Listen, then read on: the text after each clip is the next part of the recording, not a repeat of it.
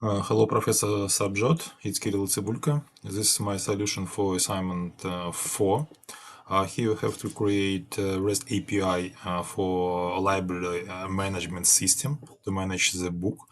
First, you have to create a class entity which have next field ID, name, book, location, also subject, and create timestamp and update timestamp.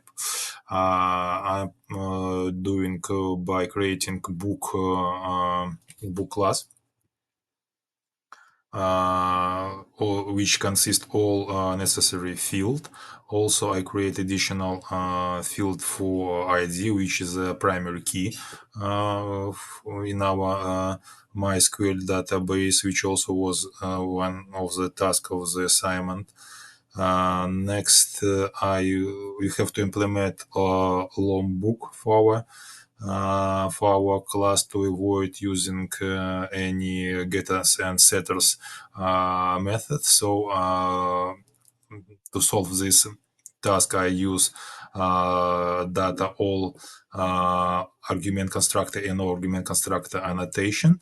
An entity for the assign this class to be the table to our the relation database MySQL, and also create the fields for create timestamp and update timestamp. It will be automatically updated when the user will be update or create a new book. This also allows this annotation from the Spring Boot. Then task is implement following operation in our controller. No, sorry, it's the service. I doing it by firstly, I create a repository, use CRUD repository for database operation, which extend from its book repository interface, which I use in book service. I assign, I call this interface here, make construction of it, and implement all necessary methods which allow to add new book, get all books, get book by ID, and update book. And also delete book by ID. Next, it will be it was a service, a repository, a show, and the last one is controller. What is important in controller, we have to use response entity. Also, I don't forget to mention, then in the services, I use optional class.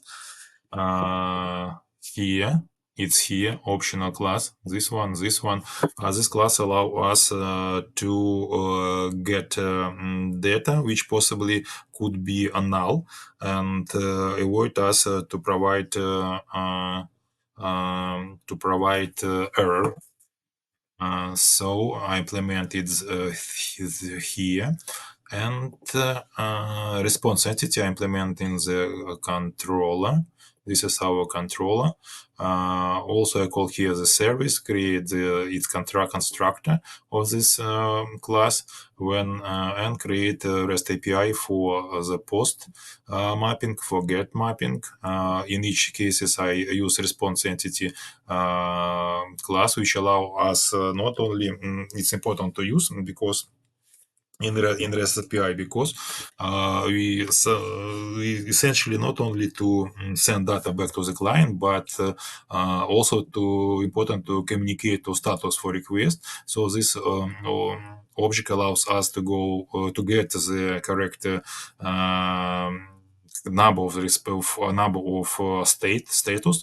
For example, if we create some new book, it will be we will should get 201 created status code.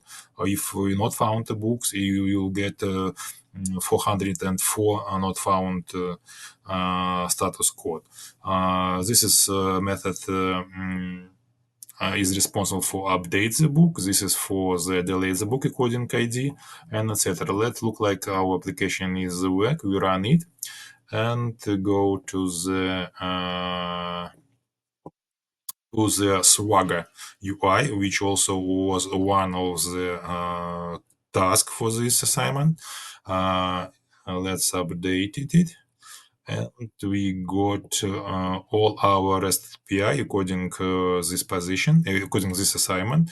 So let's look how it work to get all book from our inventory. And we got all book from our inventory. Let's look how work the get book by ID. Let's try and press second ID, and we got book with second ID. Let's update second book. Here is important with update don't provide update timestamp timestamp time step field, because it should be updated automatically. So so we delete from here, and instead of the name, let's type anything,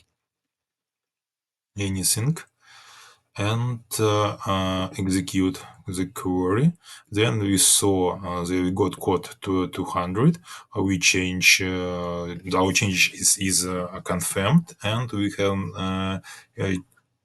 can check these changes by getting book by ID, execute, and we see that our book name is changed.